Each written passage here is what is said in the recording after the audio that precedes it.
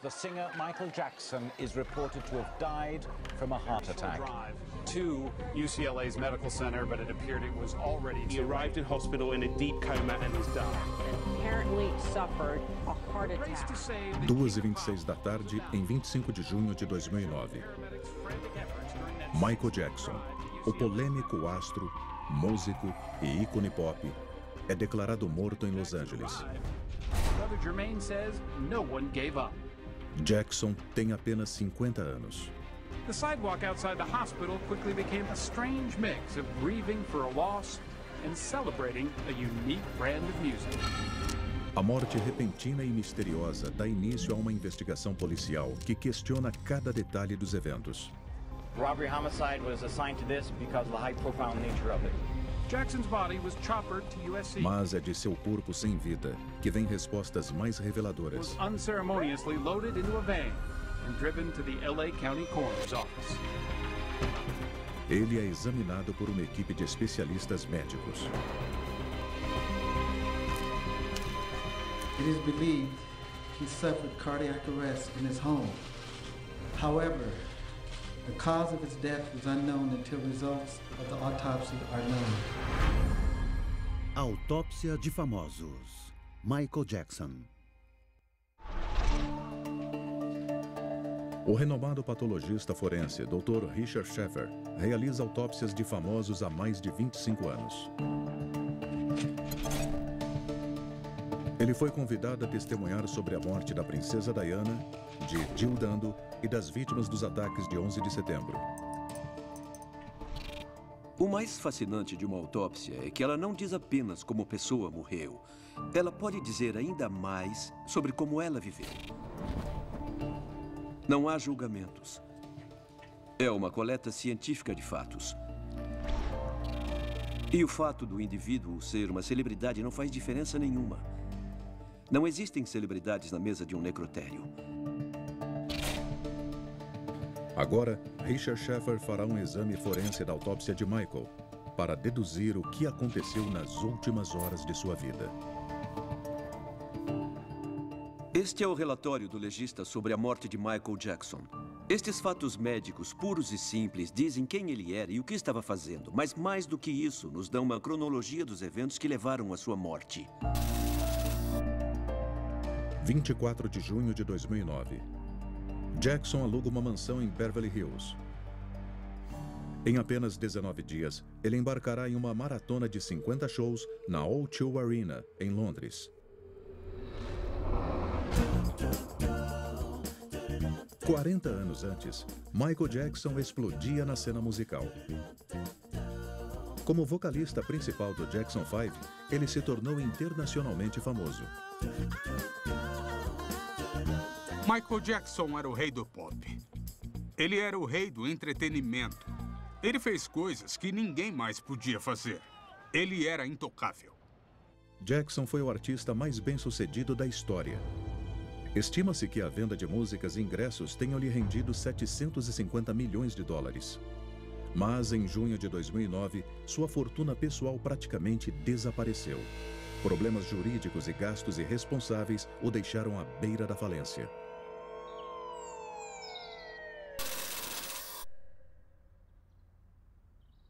Michael Jackson foi basicamente um recluso por 12 anos. Ele não fez nenhuma turnê, não lançou nenhum grande disco, como fazia no passado. Ele acumulou uma dívida de quase 400 milhões de dólares. E também respondia a mais de 30 processos contra ele. Para Jackson, só há uma saída. Para reduzir as dívidas, ele fará uma série exaustiva de shows em Londres. E para garantir sua saúde e boa forma, ele conta com seu médico pessoal, o Dr. Conrad Murray. Mas Jackson jamais chegaria à noite de estreia. Olhando a autópsia, a primeira informação é que se trata de um homem com cerca de 50 anos. Não há lesões significativas, mas temos alguns arranhões e também abrasões no centro do peito. Eu duvido que isso tenha relação com a causa da morte. Mas eu sei que as tentativas de ressuscitação foram muito longas. E essas lesões são típicas desse tipo de processo. A vida de Jackson foi repleta de momentos tão polêmicos quanto bizarros. E os segredos revelados por sua autópsia não são diferentes. O relatório da autópsia afirma que ele é negro, o que, claro, é verdade. Mas observando o corpo objetivamente, ignorando a sua identidade, isso não é tão claro. Milhões de páginas de jornal foram dedicadas ao assunto da pele de Michael. Ele era negro? Ele estava ficando branco? Ele queria ficar branco? Essas eram as coisas que todo mundo queria saber. Jackson sempre alegou que sua palidez se devia a uma doença de pele rara, mas poucos acreditaram. A autópsia mostra que, exatamente como Jackson afirmava, ele tinha um problema de pele. Nas áreas mais escuras havia manchas claras, e parece que nessas áreas mais claras a pele tinha parado de produzir pigmentos. Células chamadas melanócitos produzem um pigmento escuro, a melanina, que dá cor à pele. Mas a autópsia não encontrou estas células. Sem elas, a pele fica pálida, o que explica a aparência de Jackson. E isso indica uma doença chamada vitiligo. Como Jackson sempre insistiu, ele realmente tinha uma rara doença de pele. Mas ele também fez outras alegações sobre sua aparência.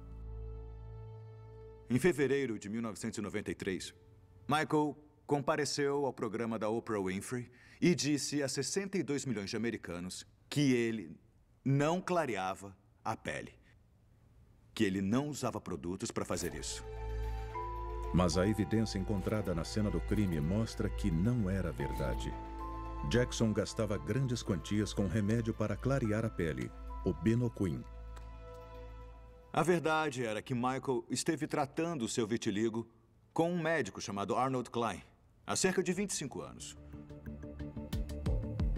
Atuando em Beverly Hills, Klein era o dermatologista das estrelas.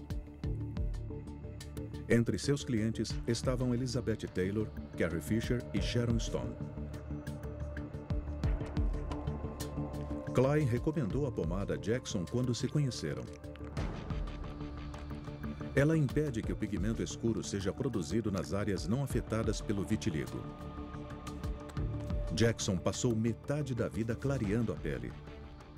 E o rei do pop era obcecado pela própria aparência. Havia várias cicatrizes no rosto e no pescoço típicas de cirurgias plásticas anteriores. E ele inseriu uma covinha no queixo, o que sem dúvida é uma mudança na aparência.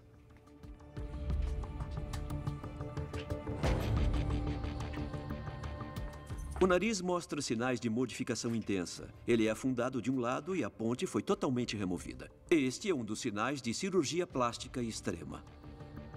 Os irmãos dele tiravam sarro do tamanho do nariz dele e o chamavam de narigudo. Isso deixou uma cicatriz emocional. E assim que ele descobriu que existia cirurgia plástica, ele começou a modificar o nariz. Ao longo dos anos, Jackson voltou diversas vezes à sala de cirurgia, mudando não apenas seu nariz, mas quase todo o rosto. Na imprensa, ele era tratado como um louco e tornou-se propriedade pública. Mas a autópsia revela que ele conseguiu esconder um segredo da mídia por 25 anos. O cabelo de Jackson não era dele, ele usava uma peruca, era presa com uma cola semipermanente e o cabelo real dele cobria algumas partes nas laterais e também na nuca. Com exceção destas áreas, o rei do pop era quase totalmente careca. Apesar de ser alvo dos tabloides, ele escondeu este fato por quase um quarto de século. O couro cabeludo revela o motivo da calvície, a tecido cicatrizado na parte de cima da nuca. E estas cicatrizes indicam uma queimadura. Em 1984, Jackson estava no auge da carreira. Seu álbum Thriller tornou-se o mais vendido de todos os tempos. Mas a gravação de um comercial com seus irmãos marcou o início de seu declínio, quando um dispositivo pirotécnico ateou fogo ao seu cabelo.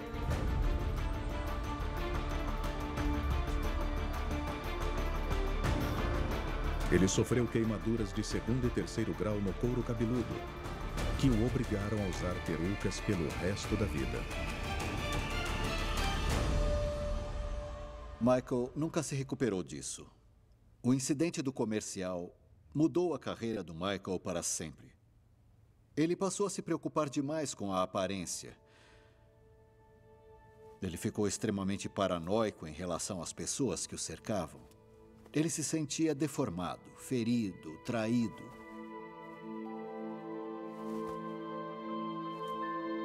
O acidente também deu início ao hábito que acabaria tomando a sua vida. Durante a recuperação, ele se viciou em analgésicos.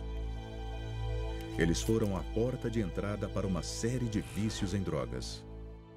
As portas de entrada são coisas que podemos comprar sem receita médica. E por serem assim tão acessíveis, elas permitem que as pessoas mais suscetíveis ao vício em drogas mais pesadas acabem se envolvendo nesse processo. Elas podem começar com paracetamol, que pode levar a drogas bem mais perigosas.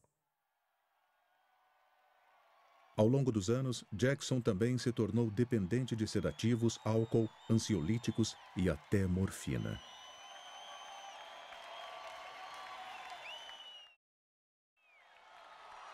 Ele precisava das drogas no dia a dia para cantar, dançar e se apresentar. I love you. I really do. You have to know that. Mas, 6 meses antes de sua morte, Jackson anunciou um exaustivo calendário de 50 shows. I'll be performing the songs my fans want to hear. This is it. I mean, this is really it. This is the final curtain call. Antes dos ensaios começarem, Michael Jackson dizia para todo mundo que ele estava muito empolgado para voltar aos palcos e retomar a sua coroa de rei do pop. E também para mostrar aos seus filhos do que ele era capaz no cenário global. Mas nos bastidores, os promotores de eventos da AEG temiam que Jackson não tivesse condições de realizar seus shows notoriamente energéticos. Eles começaram a questionar problemas de saúde divulgados pela imprensa.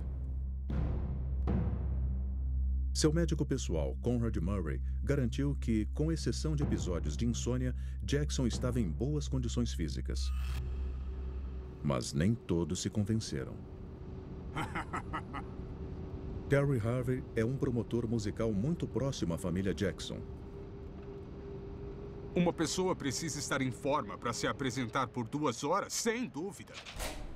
Se eu acho que o Michael tinha energia ou resistência para 50 noites, mas ele não ia aguentar nem 30 minutos. No fundo, Michael sabia que seria impossível conseguir fazer 50 shows. Michael disse para os mais íntimos que não sabia se ia conseguir fazer 2 shows. Qual era a verdade sobre o estado físico de Jackson?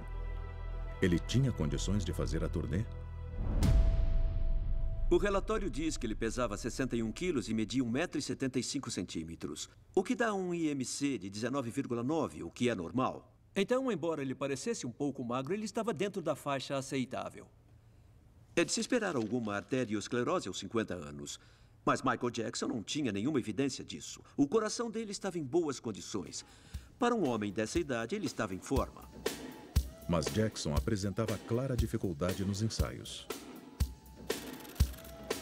Ele parecia sem fôlego, tenso e incapaz de realizar as coreografias que o tornaram famoso. Na autópsia, Richard Schaeffer encontra um provável motivo para o desempenho pouco inspirado de Jackson. Foram feitas várias radiografias do Michael Jackson. Elas mostram que ele tinha osteoartrite em alguns dedos e na coluna. As vértebras da coluna são amortecidas por discos de cartilagem. Na osteoartrite, a cartilagem degenera e os ossos ficam desprotegidos. Isso pressiona as articulações e, em casos extremos, pode haver contato entre os ossos. Essa condição causaria alguma dor e rigidez e poderia limitar seus movimentos. A osteoartrite explicaria sua dificuldade para dançar, mas não a dificuldade para respirar. A maioria dos órgãos estava em boas condições para a idade dele. A exceção eram os pulmões, que pareciam um campo de batalha. O revestimento das vias aéreas apresentava muitos danos e os 2 pulmões mostravam inflamação generalizada e muitas cicatrizes. Com isso, o Michael Jackson não conseguiria se esforçar e ele se cansaria com muita facilidade. A pergunta que eu faria a seguir é: o que causou essas lesões? Uma possível explicação está no próprio rosto de Jackson. Depois de 20 anos, surgiram erupções vermelhas simétricas em suas bochechas. Um sintoma claro de outra doença de pele incomum, o lúpus discoide, que causa perda de pelos no corpo inteiro e pode afetar os lábios. A autópsia mostra que Jackson tinha tatuagens escuras nas sobrancelhas e tatuagens nas pálpebras como delineador, e também tatuagens cor-de-rosa ao redor dos lábios. O lúpus também explicaria o hábito de Jackson de usar sombrinhas. A doença deixa a pele sensível à luz do sol. E não afeta apenas a pele. Ela pode castigar o corpo inteiro. O lúpus é uma doença autoimune. Essas doenças ocorrem quando o corpo ataca partes de si mesmo. Os glóbulos brancos costumam atacar invasores externos ao corpo.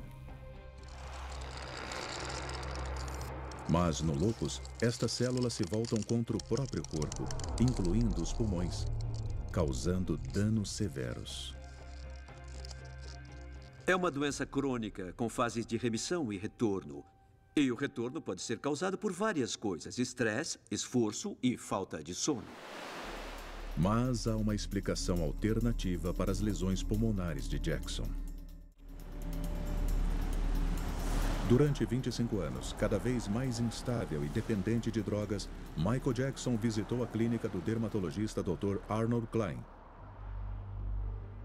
De acordo com os funcionários do local, as visitas tinham cada vez menos a ver com sua pele. Ele ia ao consultório algumas vezes por semana, para pequenas intervenções. Quando ele chegava à clínica, eu abria a porta dos fundos e o levava à sala de procedimentos. Então eu chamava a enfermeira do Dr. Klein, a Ellen, e dizia: o Michael chegou, ele quer uma injeção.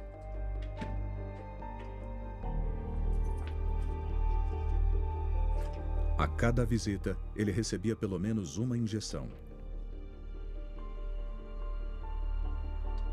Uma seringa cheia de Demerol, uma potente versão medicinal da heroína. Normalmente, os efeitos eram bem rápidos. Ele podia desmaiar, ou apenas ficar cansado, ou ficar viajando. E nem sempre Jackson ia ver o Dr. Klein sozinho. Quando ele vinha com os filhos, normalmente eles eram uma boa distração. Eles costumavam ficar no consultório do Dr. Klein. Eles corriam, gritavam, brincavam. Era tudo bem divertido. Até o Michael sair de órbita. Com a turnê se aproximando, os pedidos de Jackson por injeções tornavam-se cada vez mais frequentes. Ele chegava e exigia ver o Dr. Klein rapidamente. Ele pedia uma injeção de Demerol, o mais rápido possível. E dava para ver que tinha alguma coisa de errado rolando. Ao tomar a droga, Jackson corria o risco de danos graves permanentes, vício e até morte. O Demerol pode ser o culpado pela morte repentina de Jackson? A autópsia não mostra nenhuma lesão significativa no corpo. E não há nenhuma evidência de doenças significativas, com exceção dos pulmões. Então passamos à etapa seguinte, procurando pistas químicas no corpo. O relatório de toxicologia. Jackson tinha problemas bem conhecidos com drogas controladas. Ele passou por clínicas de reabilitação e admitiu seu vício em analgésicos. Em 2009, também recebia injeções frequentes de Demerol, equivalente medicinal da heroína. E no início de junho, Jackson tinha dificuldades nos ensaios para a turnê de ZZ. O Demerol é uma droga incrivelmente forte. Então, se ele fosse aos ensaios sob os efeitos dela, ele estaria desorientado, ficaria tonto e também teria problemas para respirar, porque ela causa uma falta de fôlego, e isso é literalmente o oposto do necessário para uma apresentação. Mas em apenas 19 dias, Jackson devia embarcar em sua turnê de 50 shows em Londres. A mente de Michael Jackson não estava preparada. Embora em público ele dissesse que, sim, é claro que eu consigo, era claro, pela forma como ele não comparecia a ensaios e ignorava as reuniões de produção, que ele não estava pronto para a turnê This Is It. A situação era tão complicada que o produtor da turnê, Kenny Ortega, enviou um e-mail preocupado aos promotores. A minha preocupação é que ele parecia muito fraco e cansado esta noite. Ele tinha calafrios terríveis, tremia, estava incoerente e obcecado. Tudo indica que ele precisa de uma avaliação psicológica. Eu acredito que ele quer muito fazer isso. Ele ficaria arrasado, de coração partido, se cancelássemos. Ele está morrendo de medo de perder tudo isso. Isso parte meu coração. Ele parecia um menino perdido. Ainda existe a chance dele conseguir se recuperar se dermos a ajuda necessária. Sinceramente, Kenny. Os promotores deram um ultimato a Jackson. Entre nos trilhos ou cancelamos tudo. Com 400 milhões de dólares em dívidas, para Jackson não havia escolha. Era óbvio que a questão era o dinheiro que estava em jogo. Michael não tinha opção. Tinha que se apresentar, ou perderia a casa, seus filhos ficariam sem teto e seria sua ruína financeira.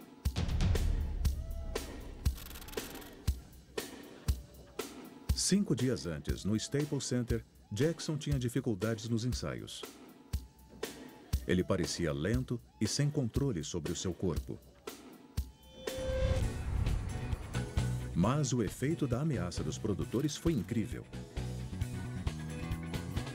Sua performance seguinte foi descrita como elétrica por membros da produção. Ele estava ágil e animado, como o Michael Jackson dos velhos tempos. De repente, ele teve uma recuperação milagrosa. Ele subiu no palco e se apresentou por 30 ou 40 minutos. Ele dançou, cantou e mostrou um desempenho que os deixou muito mais contentes. Como um homem de 50 anos com osteoartrite, lúpus, pulmões lesionados e um vício em Demerol conseguiu dar a volta por cima? As pistas estão no corpo de Jackson e em outro narcótico. Exames toxicológicos minuciosos foram realizados em inúmeras amostras coletadas do corpo do Michael. Na amostra de urina, nota-se a presença da droga efedrina. A efedrina é parecida com a adrenalina, que ocorre naturalmente no corpo. E a adrenalina é o hormônio que prepara o corpo para lutar ou fugir. E o Jackson teria tomado a efedrina para recuperar a sua energia. Jackson recorria a mais uma droga. Na casa de Michael, a polícia descobre comprimidos de ECA, um poderoso estimulante feito de aspirina, cafeína e efedrina. Em altas dosagens, a droga pode causar falência cardíaca, a causa final da morte de Jackson. Como a efedrina só estava presente na urina e não no sangue, ela não podia ter afetado o corpo de Jackson e, portanto, não contribuiu para sua morte. Mas a autópsia revela uma última surpresa. A análise toxicológica procurou por Demerol, mas não encontrou. Isso mostra que Jackson não estava usando a droga há algum tempo. Jackson encarou o ensaio que definiria seu destino com doses enormes de estimulantes e cortando o Demerol similar à heroína. Mas ao retornar à sua mansão em Carlwood, a estratégia teria consequências letais. Porque parar com Demerol de repente é muito arriscado. Os efeitos da suspensão do Demerol podem ser muito graves. Na verdade, tentar fazer isso sozinho pode ser até perigoso. Surgem problemas como febre, uma síndrome de abstinência com dores, cãibras e um dos maiores efeitos colaterais é a insônia. Jackson sofreu com o distúrbio do sono por toda a sua vida adulta. Agora, ele está saturado de estimulantes e sem o Demerol. Mas seu médico, Conrad Murray, não fazia ideia de que Jackson era usuário da droga, e muito menos de que parou de repente. Michael Jackson sabe esconder os seus vícios. No local, ao conduzir uma das várias buscas, nós encontramos diversos frascos de remédios controlados. Não apenas em nome do Sr. Jackson, mas sob 4 ou 5 nomes falsos. Embora a maioria das drogas tenha sido receitada por Murray, algumas levam os nomes de outros médicos. Eu não estou dizendo que ele fazia por mal. Ele era o rei da manipulação, quem mexia os pauzinhos. Ele dizia o que você queria ouvir e parecia sincero. E adivinha, você falava, beleza, tudo bem, vamos nessa. E não foi difícil manipular Murray. Como Jackson, ele tinha muitas dívidas. Se os shows em Londres não acontecessem, ele também iria à falência. Um de seus papéis era garantir o sono de Jackson, mas o relatório da autópsia sugere que isso seria problemático. Ele tinha a próstata inchada, o que não é incomum para um homem de 50 anos. E pode significar que ele tinha problemas urinários. Ele podia ter que ir ao banheiro com mais frequência. O Michael tinha um cateter urinário externo que usava à noite para não ter que acordar ou ser acordado quando tinha que ir ao banheiro. Mas o plano de Murray para fazer Jackson dormir também tinha um elemento farmacêutico mais sinistro. Uma droga chama a atenção no relatório toxicológico. É o Propofol. O Propofol é um agente anestésico que só costuma ser usado em salas de operação e unidades de tratamento intensivo. É uma droga muito forte. Devido à sua aparência e o seu efeito, também é chamada de leite de amnésia. Jackson usa o Propofol para dormir há quase uma década. No começo dos anos 2000, ele foi hospitalizado e eles deram Propofol ao Michael uma vez. E ele disse que gostou muito do remédio e acabou ficando dependente, pedindo que os médicos administrassem mais. Ao longo dos anos, a dependência só aumentou.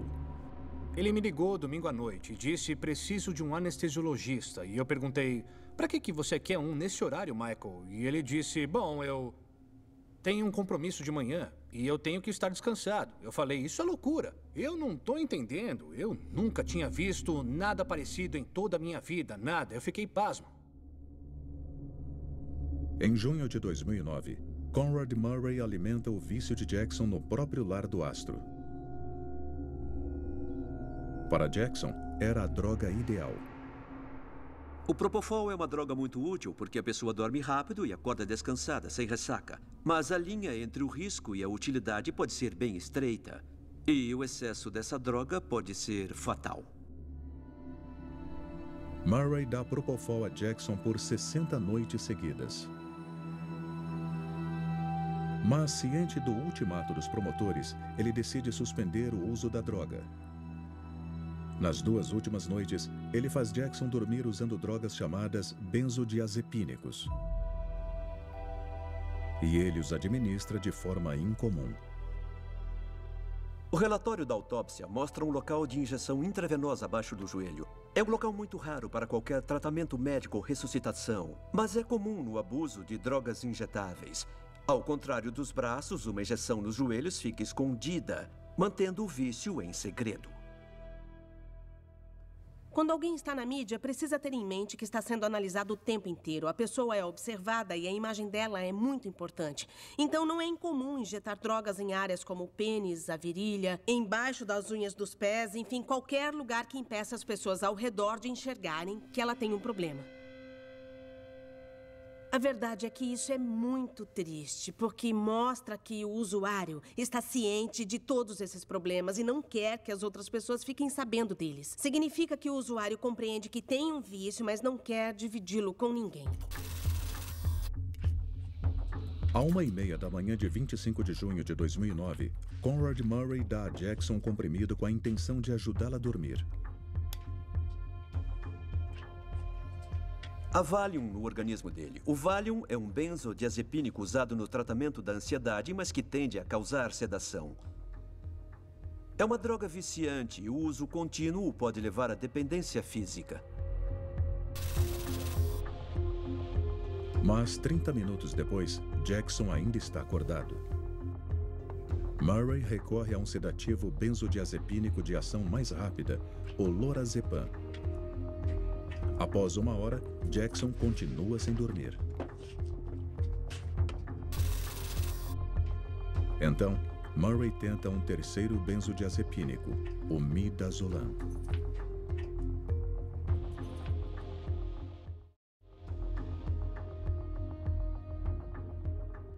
Pode ser meio incomum encontrar 3 tipos diferentes de benzodiazepínicos ao mesmo tempo. Mas parece lógico se a ideia é fazer alguém dormir, começar com uma droga de ação prolongada, como Valium, passar para o lorazepam de ação média e, finalmente, então, recorrer ao midazolam, que é de ação muito rápida. Então, nessa situação, até faz sentido.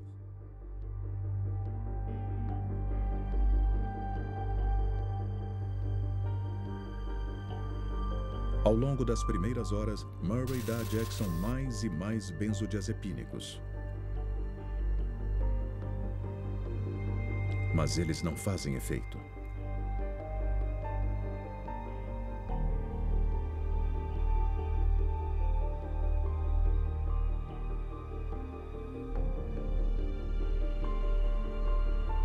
Às 10 da manhã, Jackson, em desespero, pede sua droga favorita, seu leite. Meu leite. Ele quer o Propofol. Mas Murray resiste. O meu leite. Jackson protesta. Ele não pode atuar sem dormir e terá que cancelar os shows.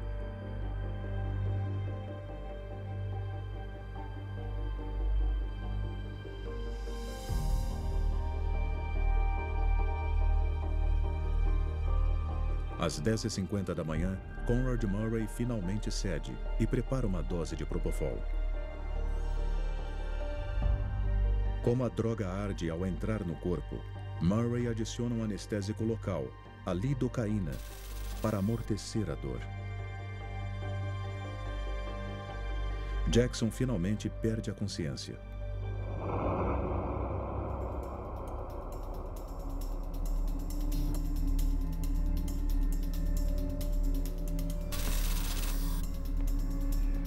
Quinze minutos depois, Conrad Murray retorna ao quarto do cantor.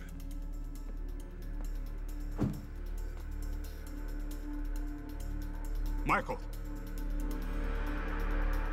Michael! Michael! Jackson não está respirando. Mas Murray acha que sente um pulso. Michael!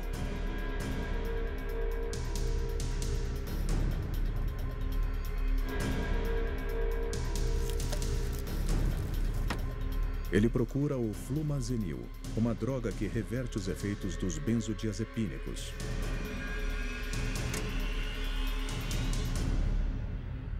Mas não existe antídoto para o Propofol.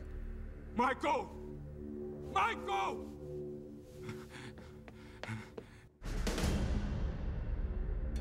Fire paramedic 33, what is the emergency? Sir, we have a gentleman here that needs help, and he's not breathing yet. He's not breathing.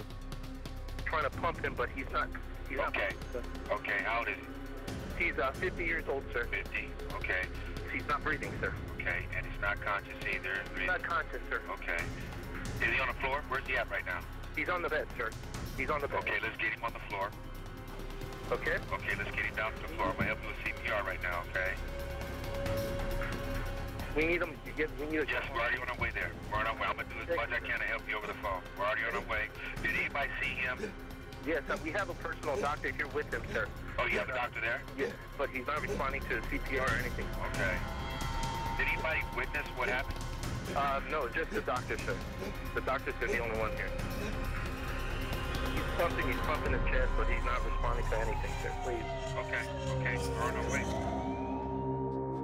Aqui. Quando os paramédicos chegam, Murray já não consegue sentir um pulso. Com cuidado.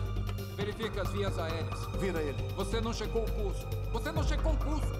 Cuidado. Muito bem. Isso. Vamos! Vamos!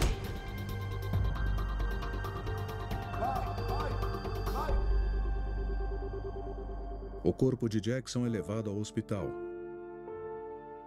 Mas é tarde demais.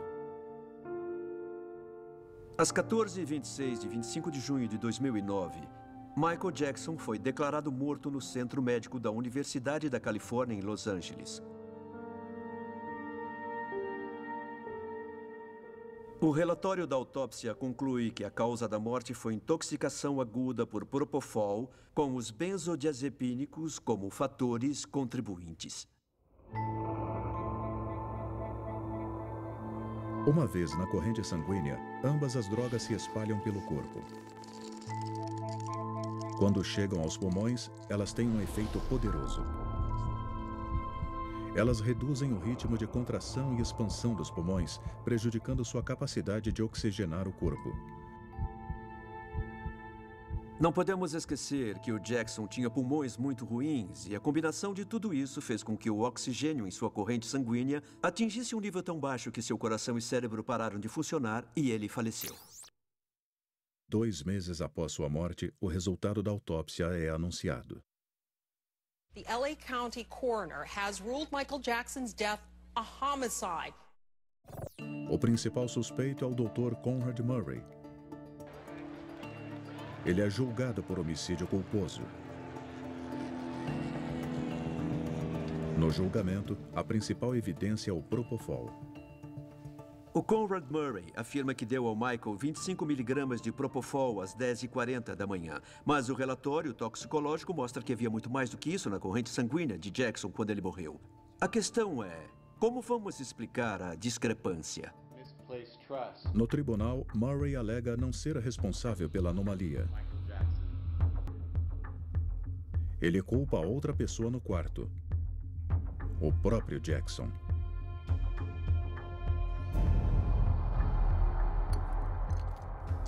And Dr. Murray left the room.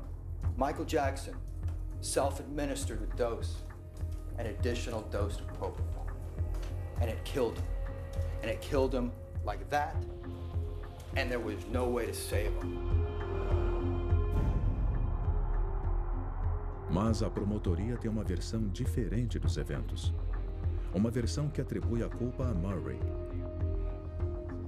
Conrad Murray's actions directly caused the death of Michael Jackson.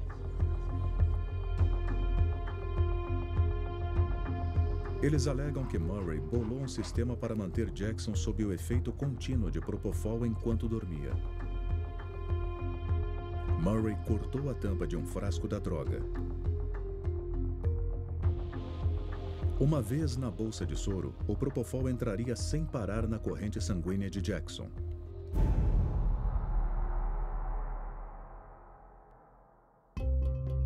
Normalmente, o soro que vem da bolsa se mistura com a droga, que entra pelo injetor lateral e a carrega para o corpo. Segundo a promotoria, a droga já estava misturada com o soro. Então, o tubo acima do injetor lateral deveria conter resíduos de propofol. Apesar dos exames, vestígios da droga não são detectados. A promotoria alega que deve haver outro tubo, que Murray escondeu no bolso lateral de suas calças. Mas o suposto equipamento nunca foi encontrado, colocando em dúvida a versão da promotoria.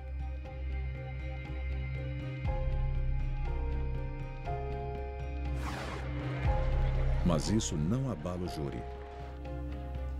I am advised that the jury has reached a verdict.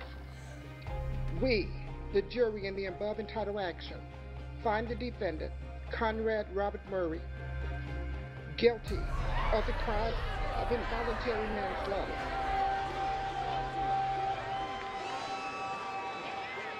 Burn in hell. E a autópsia sustenta o veredito da corte.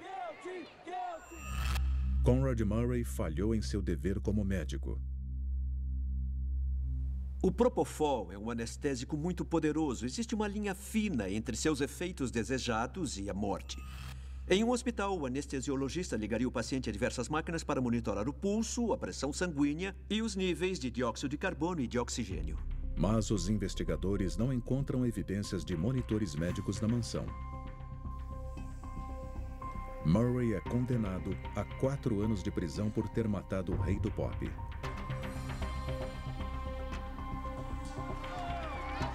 Em 40 anos de carreira, Jackson se estabeleceu como o maior músico de todos os tempos. Mas drogas controladas sustentavam boa parte de seu sucesso. Foi uma tragédia ver como aquela figura quase mítica, entrou pelo caminho do vício em drogas. Elas o transformaram numa sombra do que ele era. Ele não tinha escolha. Ele tinha quase 400 milhões de dólares em dívidas. A turnê This Is It era a cartada final. Era tudo ou nada para ele. Simples assim. Ele pegou um caminho de destruição. Quando alguém entra na toca do diabo, algumas pessoas conseguem sair, mas outras não. A vida de Jackson foi marcada por conflito e polêmica. Ao contratar Conrad Murray, ele assinou sua sentença de morte. No dia em que se conheceram, o destino de Michael foi selado. O Michael Jackson era um homem com diversos problemas físicos e psicológicos. Para superá-los, ele mergulhou na dependência de drogas e no vício. Ele usava drogas perigosas de maneira inconsequente. De certa forma, foi um milagre ele ter sobrevivido por tanto tempo. Versão brasileira, Vox Mundi.